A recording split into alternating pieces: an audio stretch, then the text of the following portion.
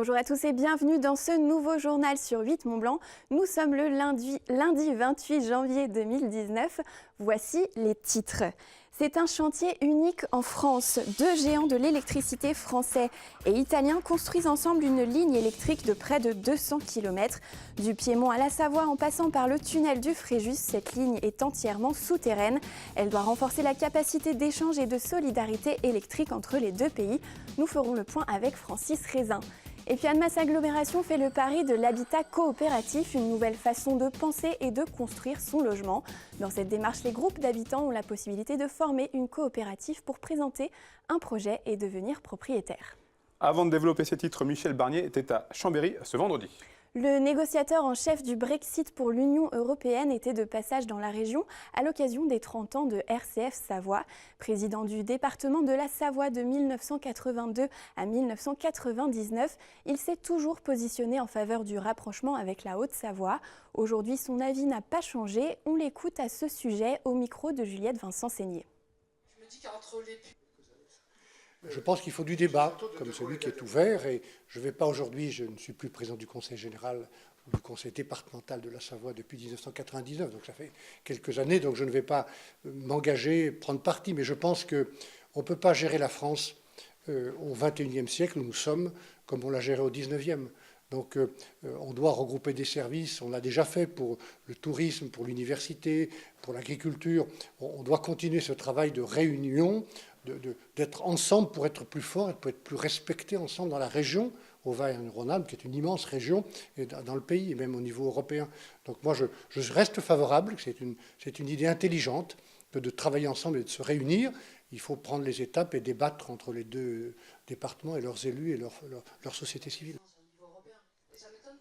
Un mot de sport. Et surtout de ski avec des Français au top ce week-end. Les skieurs tricolores ont porté haut les couleurs de la France. En ski alpin, Clément Noël s'offre une deuxième victoire en Coupe du Monde une semaine après la première. Le skieur de Val d'Isère a remporté le slalom de Kitzbühel en Autriche devant Marcel Hirscher, l'idole du pays, et Alexis Pinturo. Toujours à Kitzbühel, très belle surprise pour Johan Claret. Le Tignard monte sur un podium de Coupe du Monde en Super G pour la première fois de sa carrière. En biathlon, Quentin Fillon-Maillet s'est imposé sur la Mass Start d'Antols en Italie, une première pour lui en Coupe du Monde. Joli tir groupé des Bleus puisque Martin Fourcade termine 4e et Antonin Guigona se classe 5e. On fait le point à présent sur le chantier d'interconnexion électrique entre le Piémont et la Savoie. Pour renforcer les capacités d'échange entre la France et l'Italie, la société Réseau de transport d'électricité et son homologue italien Terna construisent une ligne souterraine plus performante. D'une longueur de 190 km, cette ligne passera dans le tunnel du Fréjus par la vallée de la Maurienne pour arriver à une station de conversion à Sainte-Hélène-du-Lac en Savoie. Coût global du chantier, 1 milliard d'euros répartis entre la France et l'Italie. Visite du chantier avec Francis Rézin. Les échanges d'électricité entre la France et l'Italie sont quotidiens pour assurer les ressources énergétiques des deux côtés des Alpes. Pour augmenter la capacité d'échange de 60% entre les deux réseaux électriques, une interconnexion souterraine est réalisée entre Turin et la Savoie. Le maître d'œuvre de cette réalisation est la société de réseau de transport d'électricité, RTE. Cette liaison a trois objectifs. C'est augmenter la sécurité d'approvisionnement entre la France et l'Italie pour passer les pointes de consommation de chaque pays. Deuxième point, c'est l'intégration des énergies renouvelables pour permettre l'échange entre des énergies renouvelables françaises et italiennes, par exemple le photovoltaïque italien ou l'hydraulique français, pour pouvoir échanger ces énergies renouvelables. Et le troisième point important, c'est une baisse économique des coûts de production pour utiliser le moyen de production le moins cher entre la France et l'Italie et donc au bénéfice du consommateur. Les câbles souterrains, en provenance de l'Italie, passent majoritairement sous l'autoroute de la Maurienne. Leur point d'arrivée est à Sainte-Hélène-du-Lac, à côté de Chambéry, où une station de conversion voit le jour.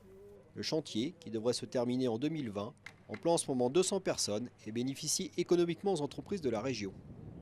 Le chef de projet nous explique l'utilité de cette immense installation, en travaux depuis 2015. L'installation qui est derrière moi sert à raccorder la liaison souterraine Savoie-Piémont au réseau de transport d'électricité. Donc le réseau de transport d'électricité est en courant alternatif. La liaison souterraine Savoie-Piémont, qui va en Italie jusqu'au poste de Piossasco à côté de Turin, est en courant continu. Pour que l'un puisse se raccorder sur l'autre, on a besoin d'une installation de conversion qui est composée de plusieurs parties. Donc à ma droite, on aura des transformateurs qui sont directement raccordés sur le réseau. Derrière moi, ce n'est pas encore monté, il y a tout un appareillage électrique.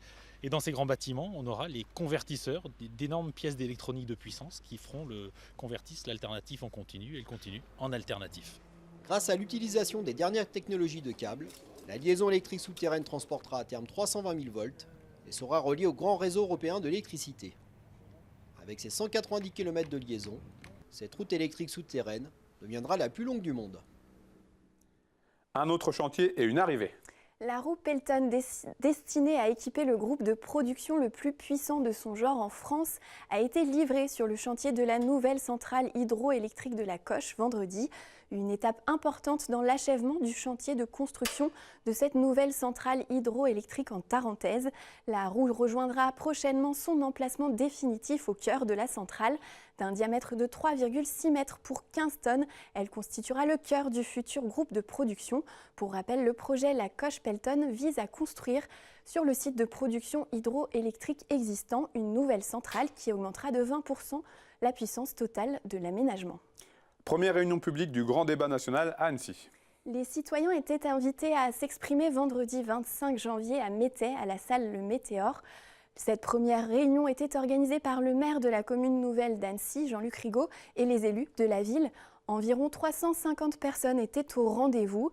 Les thèmes abordés pendant 2 heures étaient variés, la fiscalité, le logement, le référendum d'initiative citoyenne, les retraites ou encore la transition écologique. Francis Rézin a assisté aux échanges reportages. Les citoyens ont répondu présents pour la première réunion d'initiative locale organisée par le maire d'Annecy et les élus de la ville. Environ 350 personnes ont assisté aux échanges pendant 2 heures à la salle du Météor à Métais. Le début de la soirée était marqué par une prise de parole de représentants de Gilets jaunes pour demander de ne pas participer à ce débat. Les Gilets jaunes ont ensuite majoritairement quitté la salle sans faire l'unanimité des participants. Les premiers qui ont pris la parole, ce sont les Gilets jaunes et ils m'ont interpellé, enfin ça m'a interpellé ce qu'ils ont dit parce qu'ils ont exprimé leurs revendications et après ils nous ont expliqué qu'ils allaient partir. Et qu'ils proposaient à ceux qui voulaient les suivre d'aller débattre ailleurs et j'ai pas compris. Une trentaine de personnes s'est exprimée sur des sujets, entre autres, comme la fiscalité, le pouvoir d'achat, le référendum d'initiative populaire ou les problèmes d'environnement. Je trouve que la TVA sur les produits de première nécessité, c'est vraiment une aberration. On devrait taxer plus le luxe, tous les produits qui nous coûtent cher à la santé. Voilà. Il y a au moins une bonne dizaine de personnes qui parlaient du RIC en toute matière. Et ça, je pense que c'est aussi un bon moyen, le RIC, pour moi, de reprendre la parole démocratique. Et en fait, tous les problèmes, je ne dis pas que c'est la solution miracle. Pour le maire d'Annecy, la réunion a été riche en enseignements. Je n'avais pas la compétence pour répondre aux questions nationales. Et donc, comme maire, c'était simplement organiser le débat, le structurer, faire en sorte que les citoyens, ils étaient nombreux ce soir, mélangés, très mélangés, et ça j'ai apprécié. Qu'il y ait des personnes de toutes conditions, des gilets jaunes qui avaient envie de s'exprimer en tant que gilets jaunes, très revendicatifs, et puis des citoyens qui venaient s'expliquer, ou parler, témoigner. Ce que j'ai ressenti, c'est que les gens finalement se respectent à Annecy. Le maire d'Annecy s'est engagé à répondre aux questions relevant des compétences locales lors d'une prochaine réunion. Et toujours dans le cadre du grand débat national, l'association des maires de Haute-Savoie organise une réunion d'échange en présence du préfet ce mardi soir à Annecy, à la salle Pierre Lamy. Vous pourrez suivre cette réunion en live sur notre page Facebook ce mardi entre 17h30 et 19h30 ou en rediffusion sur notre antenne ce mercredi à partir de 21h. Annemasse Aglo se lance dans l'habitat coopératif. La ville lance son premier appel à projet pour offrir une alternative à ceux qui souhaitent devenir propriétaires autrement. Ce projet d'habitat sera intégré au nouvel écoquartier Étoile Annemasse Genève. Il vise à structurer des groupes d'habitants qui doivent à terme se regrouper puis former une grande coopérative. Cet appel à projet prendra fin le 18 mars prochain. Les explications de Jean-Paul Crespi. Solidarité, partage, mixité, développement durable, l'appel à projet d'habitat coopératif pour habiter et vivre autrement sur l'agglomération d'Annemasse se veut novateur et méconnu en France. Son objectif est pourtant simple, réunir des personnes dans une démarche collective pour imaginer, concevoir, construire et gérer ensemble leur nouveau logement au sein d'un même immeuble. Un projet d'habitat coopératif qui doit illustrer les valeurs de mixité portées dans le cadre du projet d'aménagement du futur quartier ZAC Étoile Annemasse-Genève. Une citoyenneté plus territoriale, plus engagée dans le lien social que l'on peut construire avec son quartier, avec ses voisins. Oui, sans doute, on en a besoin. On en a besoin dans cette agglomération transfrontalière qui porte aussi en elle, je veux dire, des inégalités extrêmement fortes. Hein. Et donc, il faut qu'on ait une capacité à vivre ensemble, il faut qu'on la construise, il faut qu'on la favorise. Cet habitat coopératif repose sur 3 idées principales qui sont la déconnexion du marché immobilier, la propriété collective et la gouvernance démocratique. 25 logements sont pour l'instant susceptibles d'être construits suite à cet appel à projet qui doit prendre fin le 18 mars 2019. C'est aussi une manière de régler un certain nombre de problèmes qui sont prégnants. La spéculation immobilière que l'on vit. Quand vous êtes dans un système coopératif, vous n'avez pas cette spéculation. Je veux dire, le rapport aux choses, à l'habitat, à la propriété. Hein. Aujourd'hui, il y a ceux qui peuvent acheter, ceux qui sont simplement en location. Là, vous dépassez ce genre de choses. Hein. C'est une autre manière également de voir les choses. On va vers une société de l'usage, et c'est un impératif qui est un impératif du développement durable, d'aller vers cette société-là. Et dans cette démarche, vous avez en filigrane ce concept-là. Annemasse Agglo mettra à disposition le terrain au groupe d'habitants sous forme d'un bail à long terme. Une aide significative de la collectivité afin d'offrir une véritable alternative à ceux qui souhaitent devenir propriétaires ou d'habiter autrement sur le territoire de l'agglomération. Explique en 2 secondes. Et j'ajoute qu'une réunion publique d'information sur ce projet d'habitat coopératif aura lieu le samedi 9 février de 10h à 16h au siège d'Annemasse Agglo à Annemasse.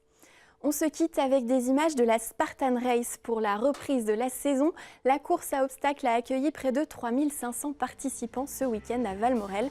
Parmi eux, les élites ténors de la discipline se sont affrontés sur une course de plus de 13 km et d'environ 25 obstacles. C'est la fin de cette édition. Demain, c'est toi, Seb, que nous retrouverons pour le journal. Mais avant, je te laisse conclure l'émission de ce soir. Je vous souhaite une très belle soirée. À bientôt.